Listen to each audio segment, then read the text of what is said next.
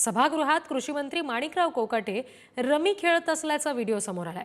आमदार रोहित पवारांनी माणिकराव कोकाटे यांचा हा व्हिडिओ पोस्ट केलेला आहे। शेतकरी आत्महत्या करत असताना कृषी मंत्री रमी खेळण्यात व्यस्त आहेत असं रोहित पवार म्हणतात। काहीच काम नसल्याने कोकाटे रमी खेळत असावेत असंही त्यांनी म्हटलं। भाजपाला विचारल्याशिवाय काहीच करता येत नसल्याने शेतकऱ्यांचे प्रश्न प्रलंबित आहेत असं म्हणत रोहित पवारांनी खोचक टोला लगावला।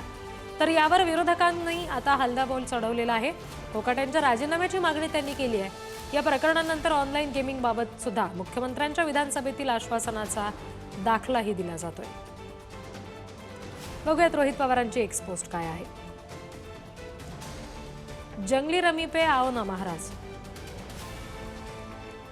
सत्तेतल्या राष्ट्रवादी गटाला भाजपाला विचारल्याशिवाय काहीच करता येत नाही, म्हणूनच शेतीचे असंख्य प्रश्न प्रलंबित। राज्यात रोज 8 शेतकरी आत्महत्या करत असताना सुद्धा काही कामच नसल्याने कृषी मंत्र्यांवर रमी खेळण्याची वेळ येत असावी।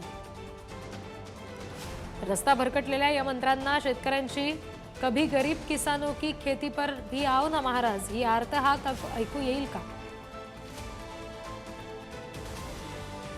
कधी शेतीवर या महाराज, खेळ थांबवा, कर्जमाफी द्या असं रोहित पवार आपल्या पोस्टमध्ये म्हणतात।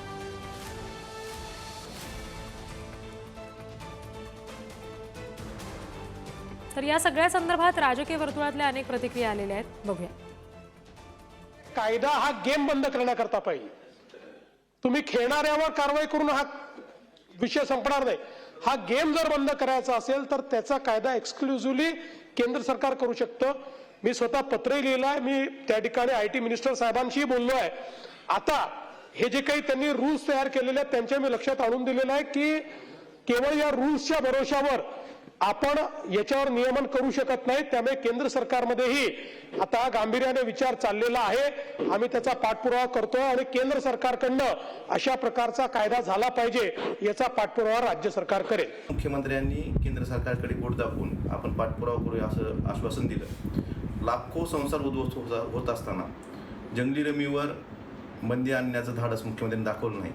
पण का दाखवलं नाही हे मला आता लक्षात येतंय, कारण त्यांच्याच मंत्रिमंडळातल्या सहकाऱ्यांना हे व्यसन लागलेलं आहे। जे इम्पॅनलमेंट असतं, ठिबक असेल, तुषार सिंचन असेल, प्लास्टिक पेपर असेल, हे पॅनल तयार करताना करोडो रुपयाची माया जमवली जाते। कुणासाठी जमवली जाते?